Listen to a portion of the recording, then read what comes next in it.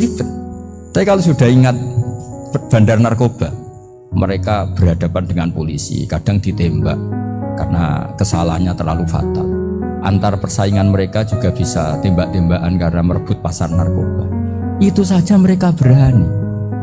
Kok kita yang jadi kiai kadang dicium tangannya, dihormati gak berani, hanya takut musibah-musibah kecil atau problem-problem kecil. Nah iya, kalau kita bandingannya gitu. Kalau kamu mau tahajud kedinginan, itu masih nanti dihisap Allah itu gitu. Maling ayam itu keluar malam-malam hanya dapat ayam, itu gak takut dingin, ya gak takut digebuki masa. Kamu mau tahajud aja takut dingin. Makanya nanti hisapnya orang soleh itu nanti dijajarkan orang dolim, terus diperbandingkan. Wah itu habis kamu kalau itu. Jadi misalnya Unisula mau rapat, tapi ini malam, kalau malam dingin nanti sama masuk angin. Anak-anak pang di perapatan aja berani kamu. Kalau sudah perbandingannya gitu tuh ribet kita nanti. Makanya itu kalimat itu moto atau filosofi hidup. Sehingga diulang lagi nasihat itu. Iyam saskum korhun faqad masal qoma korhum mislu.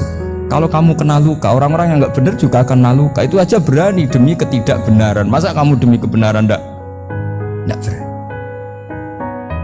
Akhirnya orang itu, ya itu kalimat, itu heroik. Makanya kita ini penting ya. Makanya tadi himne Unisula dimulai kalimat thayyibah. Karena kalimat ini yang menjaga kita kalimatnya. Misalnya tentang Tuhan. Kenapa orang Islam imannya kokoh seperti ini, termasuk yang sudah hidup di Amerika, di Australia, di mana-mana. Itu ya barokahnya ajaran atau barokahnya kalimah. Saya sebut kalimah saya pakai bahasa santri.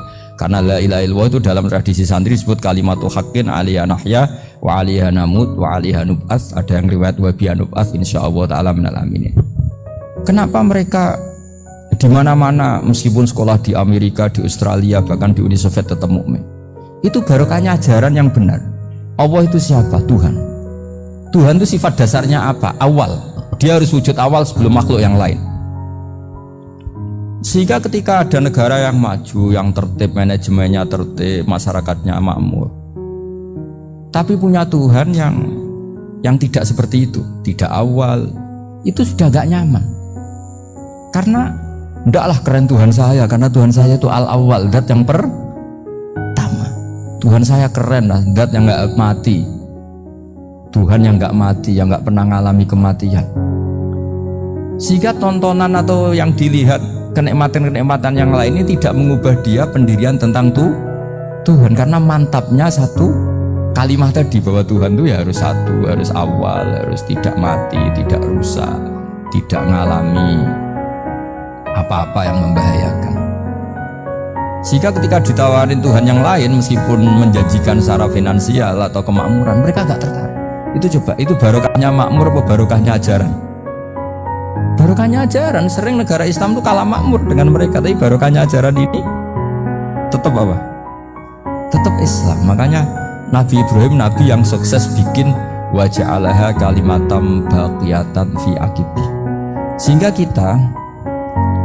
kita ini bukti sama orang tua misalnya, itu ya karena ajaran. Suwargamu itu karek wong tuamu. Nak wong tuamu ridho, Allah ridho. Nak ora ridho, Allah ora ridho. Ridho Allah fi ridhol walidain wa sakhatu wa sukhtu wa fi sakhatil. Sehingga ketika ada orang tua yang agak brengsek gitu, anak-anak tetap hormat. Punya orang tua yang miskin, yang sudah miskin, tukang tombok nomor, banyak kan di kampung gitu, ya tetap hormat. Coba kalau dari awal kita ngajari orang tua kamu hormati ya, kalau baik, kalau enggak usah, bisa geger Indonesia. Tapi barokahnya ajaran-ajaran itu Indonesia tertib karena ada ajaran. Nah ini di sini pesantren dan Unisula semua harus berkontribusi membuat ajaran yang benar. Itu adalah ciri utama Islam. Sehingga Islam ini dimulai dengan ajaran kalimatu haqqin alaiha nahya wa alaiha namut. Sehingga kita tenang seperti ini. Saya ini termasuk kiai yang tenang, meskipun kata orang banyak saya ini kiai besar, tapi termasuk kiai yang paling tenang, termasuk yang paling tenang. Karena saya ini pakai mazhab orang-orang hebat. Saya berkali-kali cerita, orang kayak Imam Syafi'i itu orang yang luar biasa. Saya berkali-kali cerita, orang yang tadi nyium tangan kamu ya Imam Syafi'i di belakang tuh ngerasani kamu, menghujat kamu? Jawabannya enak saja. Berarti saya alhamdulillah orang yang wibawa. Buktinya di depan saya nggak berani. Jadi enteng saja. Diceritain sebagian kampung, sebagian separuh dari warga kamu itu nggak suka kamu. Ya bagus lah nggak suka saya, nggak akan utang duit saya. Di mana-mana orang utang itu karena teman dekat. Kalau nggak seneng pasti minimal nggak utang, nggak pinjam mobil, nggak pinjam. Berkah mana yang seneng sama yang gede? Jadi dianggap enteng saja. Semua yang dialamin dianggap enteng saja. Misalnya punya istri pemarah, ya bagus lah marahin suami. Kalau marahin tonggo malah ribet. Jadi kau harus terima kasih kalau dimarahin istri. Bagus lah marahin saya mah, kalau marahin tonggo ribet. Jadi enteng saja. Tapi kita sekarang itu karena nafsu ya, sehingga menghadapi hidup ini ribet. Ulama dulu kalau mau mati itu senengnya bukan main. Sudah lama saya ini ingin gak maksiat. Kayaknya gak maksiat paling efektif itu mati. Ya tidak apa-apa Gusti, kalau sebaiknya mati ya mati aja. Enteng saja. Jadi melihat kematian itu akhir dari segala keburukan atau potensi keburukan. Apapun baik kita sekarang, suatu saat mungkin kita gak baik. Yang bisa menghentikan ketidakbaikan atau potensi ketidakbaikan itu apa coba? Mati kan? Berarti mati itu mengerikan apa menyenangkan? Mesti kamu tidak berani menjawab. Meskipun secara ilmu kamu berani, tapi secara rasa agak berani kan? Saya ulang lagi ya, yang bisa menghentikan keburukan atau potensi keburukan itu apa coba? Apa? Kematian. Berarti kematian itu menyenangkan atau menyusahkan? Apapun kamu tidak berani jawab karena kamu agak-agak duniawi itu kelihatannya. Tapi secara ilmu, kamu tahu kan kalau mati itu tidak buruk-buruk banget. Karena apa? Itu akhir dari segala keburukan. Sehingga Nabi ngajarkan kalimat itu begitu luar biasa.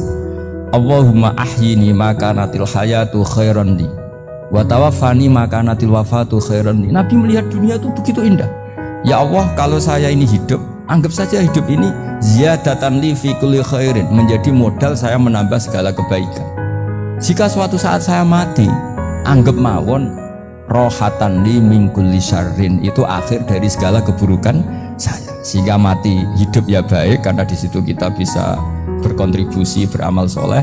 Mati juga baik karena mengakhiri segala keburukan.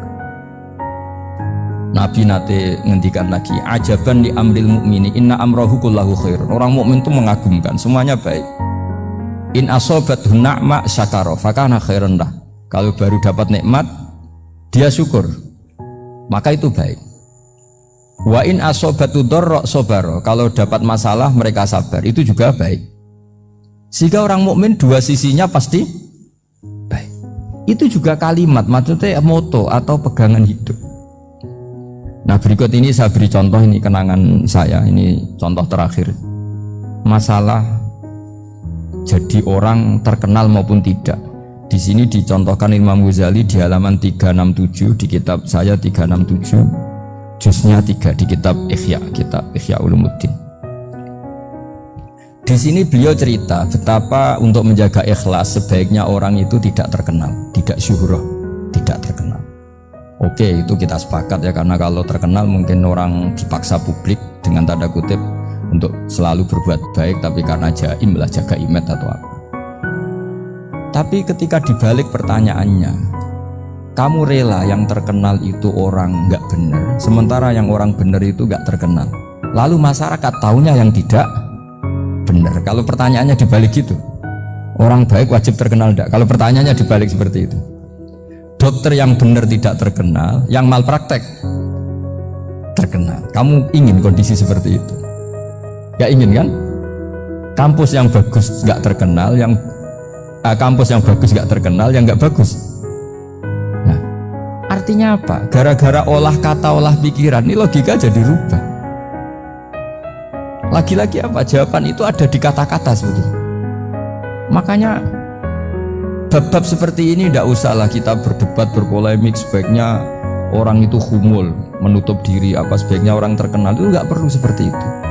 Sudah terserah Tuhan saja. Makanya saya mulai dulu ngaji sampai sekarang